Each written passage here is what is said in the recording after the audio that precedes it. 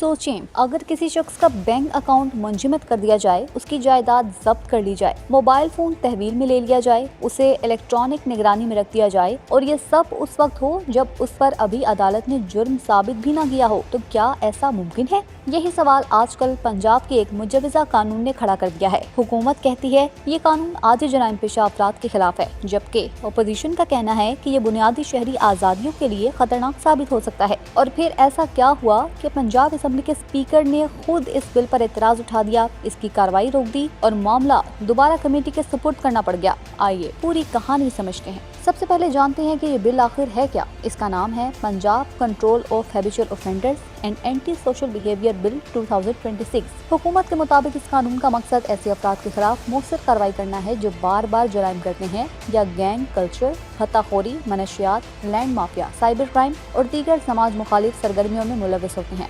हुकूमत का मौक़िफ़ ये है कि मौजूदा कवानीन इन जराइम से मौसर अंदाज में निपटने के लिए काफ़ी नहीं, इसीलिए पुराने पंजाब कंट्रोल ऑफ गुंडास ऑर्डिनेंस 1959 की जगह एक जदीद कानूनी फ्रेमवर्क लाया जा रहा है। यहाँ तक शायद ज्यादा लोगों को इतराज न होता, लेकिन असल तनाज़ा इसके बाद शुरू होता है, क्योंकि इस बिल में हुकूमत इंतजामिया को कुछ ऐसे इख्तियारात देना चाहती है जिन पर शदीद सवालात उठाई जा रही हैं। बिल के मुताबिक अगर किसी शख्स को हैबिचुअल ऑफेंडर करार दिया जाए तो उसके खिलाफ मुख्तलिफ इंतजामी इकदाम किए जा सकते हैं। इनमें बैंक अकाउंट्स मुंजमद करना, जायदाद जब्त करना, मोबाइल फोन तहवील में लेना, इलेक्ट्रॉनिक निगरानी और बाज़ हालात में ऑनलाइन या सोशल मीडिया सरगर्मियों के खिलाफ कार्रवाई भी शामिल है। और यहीं से बहस शुरू होती है। नाक़दीन का कहना है कि अगर ऐसे फैसलों में अदालती निगरानी कमजोर हुई तो इख्तियारात के गलत इस्तेमाल का खदशा पैदा हो सकता है। अपोजिशन का मौक़िफ़ है कि बिल में बाज़ इस्तिलाहात बहुत वसी हैं और इनकी तशरीह मुख्तलिफ अंदाज में की जा सकती है, जिससे बुनियादी शहरी आज़ादियों और आईनी हुकूक पर सवालात उठते हैं। तो दूसरी जानिब हुकूमत का कहना है कि इस कानून का मकसद आम शहरी नहीं बल्कि वो अनासिर है जो मुनज़्ज़म जराइम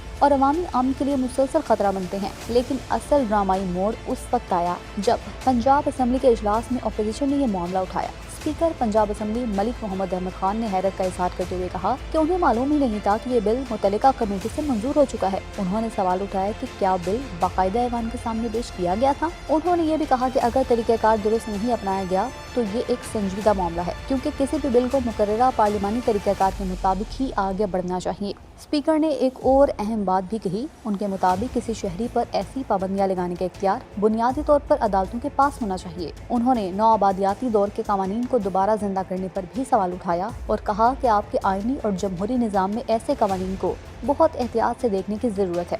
इसके बाद मामले ने नया रुख इख्तियार किया। स्पीकर ने बिल पर पेशरफ्त रोक दी, असेंबली में इस पर मजीद कार्रवाई आगे नहीं बढ़ने दी और हिदायत की कि मुसवदा दोबारा मुतल्लिका पार्लिमानी फोरम और असेंबली सेक्रेटेरिएट के जरिए मजीद गौर के लिए भेजा जाए, ताकि इस पर कानूनी और पार्लिमानी एतराज़ात का जायजा लिया जा सके। अब सबसे अहम सवाल, क्या हुकूमत इस बिल में तरमीम करेगी? क्या अदालती निगरानी से मुतल्लिक मजीद वाज़ेह शिकें शामिल होंगी या फिर हुकूमत इसी शक्ल में 19-20 के फ़र्क के साथ इसे दोबारा असेंबली में लाने की कोशिश करेगी? इस वक्त इन सवालात का जवाब देना क़ाबिल इस वक्त होगा। लेकिन एक बात वाज़ेह है, पाकिस्तान में मुनज़्ज़म जराइम के खिलाफ मौसर कानून साजी की ज़रूरत से शायद ही कोई इख्तलाफ करे। असल इख्तलाफ इस बात पर है कि जराइम के खिलाफ कार्रवाई करते हुए रियासत को कितने इख्तियारात दिए जाएं और इन इख्तियारात पर निगरानी किसकी हो। शायद यही वजह है कि ये बिल जो बज़ाहिर जराइम के खात्मे के लिए लाया गया था, अब खुद एक आईनी और कानूनी बहस का मौजू बन चुका है।